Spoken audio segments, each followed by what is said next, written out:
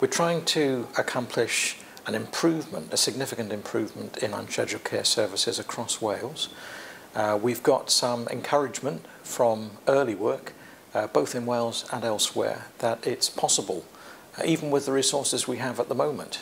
We know we're not going to get a great deal more resource in the foreseeable future, to make significant improvements in the way people are looked after. And importantly, that means that they don't have to wait to be seen at the front end of our systems, but also looking after them better means we can keep them safer and give them a better experience as well. And I'm sure we'll be able to do that. The obvious problem with flow that we have at the moment is that people get kept waiting in our accident and emergency departments. And in the middle of winter, those departments can become quite crowded. And then we worry that people won't get the help that they need on time, and that help might be delayed if they're waiting to get inside the hospital or to go home after someone has seen them.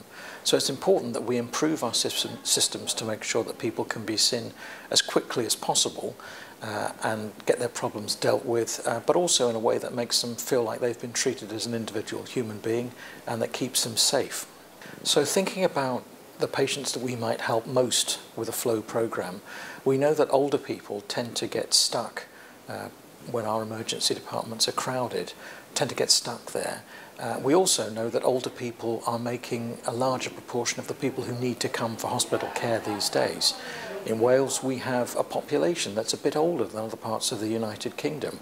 So within the next 5 years, we'll have 100,000 people over the age of 85 in Wales, and it's important that we do a good job for them.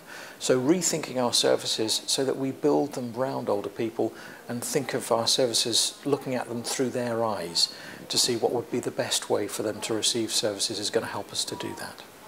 Looking forward to next year and the year after, I think there's the chance that we can make some really significant changes to the way that we look after people, making sure that, for instance, the weekends feel a bit more like weekdays and that the whole system of care doesn't go to sleep a bit the way it does sometimes. We know if we do that, that'll be better for everyone. There are some differences between the flow programme and other bits of work. I think some of the ideas have been there for a while, but what we're really aiming at is a deep understanding from the staff who are involved in delivering care, because when we try and deliver change, if you like, from the top down, where people don't fully understand the care processes that they're being asked to deliver, it's no surprise that sometimes that doesn't go so well and people kick against those changes a little bit because sometimes they don't believe in them. But if you give people a chance to work through things so that they truly understand what their role is, because they all want to do the best for the people they're looking after, and then give them a chance to try changes together, to learn from making those changes, we have every expectation that that'll be a successful way of making really sustainable and important changes in our services.